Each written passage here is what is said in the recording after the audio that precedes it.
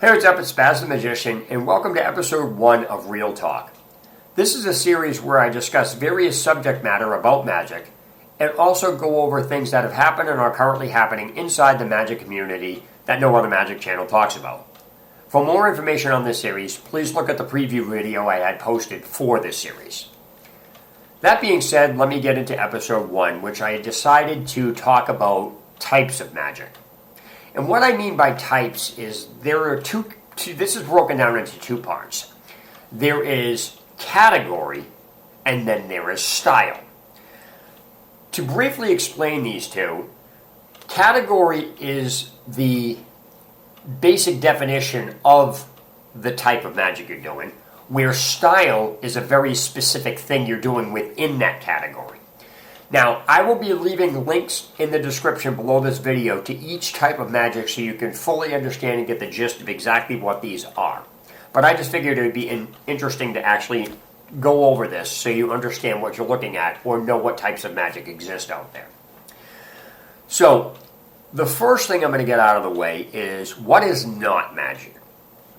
And basically, one of the most misconstrued words in magic is mentalism. As a magician, I get asked, do you do mentalism acts? And the answer is no, I don't. And the reason why is because mentalism is not magic. That's a common misconception. Mentalism is a category in and of itself that goes beyond the scope of normal magic. It's astronomical how this stuff works. And for a few references to watch for mentalism, one of the people that really hit home with the mentalism aspect, and he's been doing it for years, is a person called Max Maven.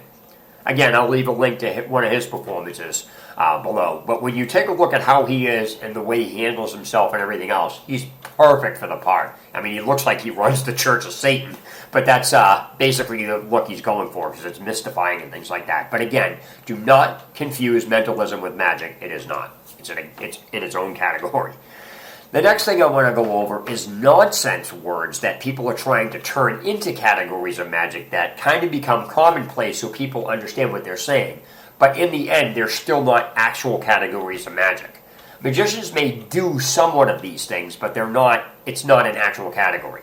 One such thing is spiritual magic. And I don't mean white magic, Wiccan, black magic, voodoo's, curses. I'm talking like spiritual magic, like ghosts and seance, and no. That is not an actual category of magic. That is also in its own realm.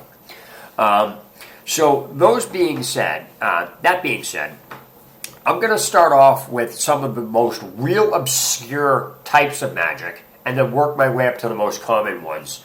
That way, at least you have an understanding of what exists out there and you can watch. So the first one I'm going to bring up is the category of macabre. Most people don't know how to pronounce this. It's M-A-C. I have it written right here. My little notes here.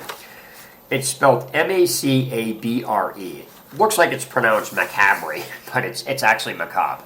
Now, macabre is the category because inside that there are basically two styles that are affiliated with macabre. And that is horror magic or grotesque magic.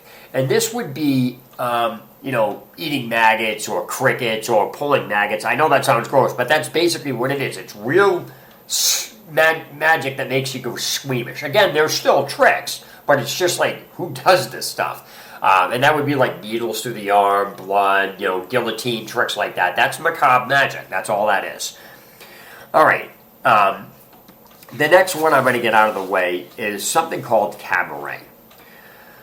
Cabaret magic is, in its truest form, is basically watching a silent movie with some comedy elements added to it. And what I mean by silent, meaning there's no verbal interaction from the performer at all. And there is also no audience participation with the performer. It's a straight up, you watch the performer, silent act. Now, even though there have been in the magic community various versions of cabaret magic, in the truest form, cabaret magic is a silent film. That's what it is. Now, there are basically two styles of cabaret magic. There is what's called vaudeville and then vintage. To explain the two of them, vintage is old magic, stuff around the time of Eric Weiss, who's Houdini. You also have, things from the night, Thurston. That's vintage stuff. And vaudeville, the best way to figure out the best way to explain vaudeville. Vaudeville would basically be looking at a Broadway play like Fiddler on the Roof, or if you ever watch Mary Poppins, these people come out in these, pink and white striped. They kind of do dances, things like that. So I just wanted to clarify that even though vaudeville and vintage are two of the most common forms of cabaret magic, and cabaret magic is now classified as not just a silent movie, it's other various things. There's interaction.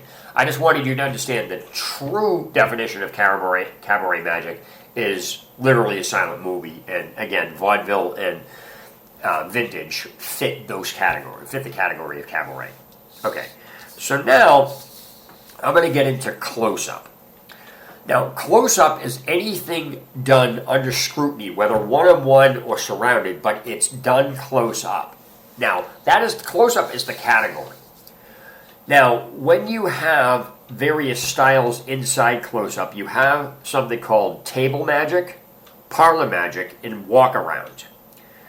Now, I will explain why street magic is not categorized as that.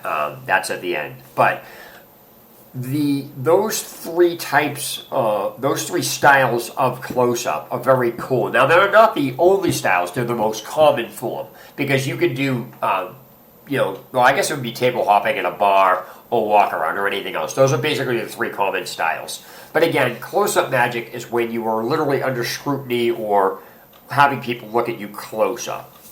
Hence its name. Now I'm going to get into one of the most common forms and one of the most misconstrued categories, which is illusion. Okay?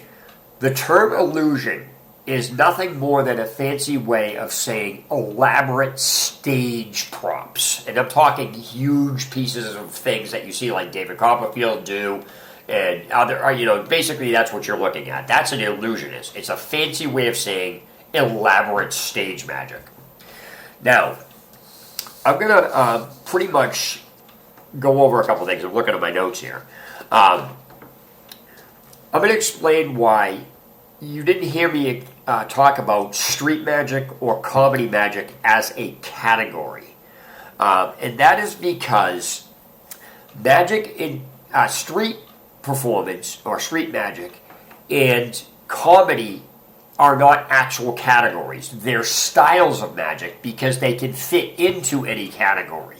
You can watch an illusionist, and there can be comedy involved. Comedy in itself is not a category of magic. It's what you do inside the category.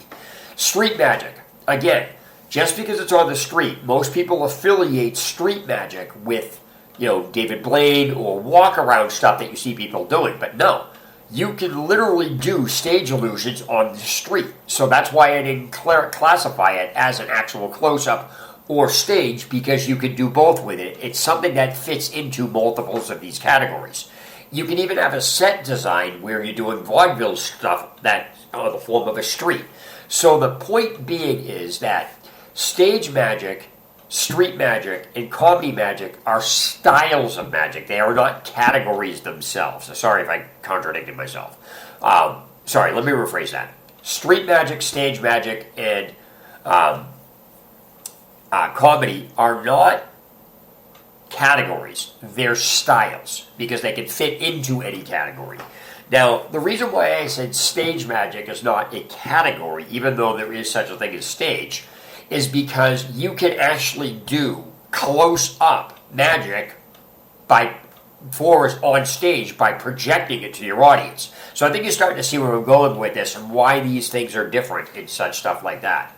But I just wanted to get episode 1 out of the way so you have a better understanding of what exactly is out there, what the difference between these things are, and interesting background information, all these.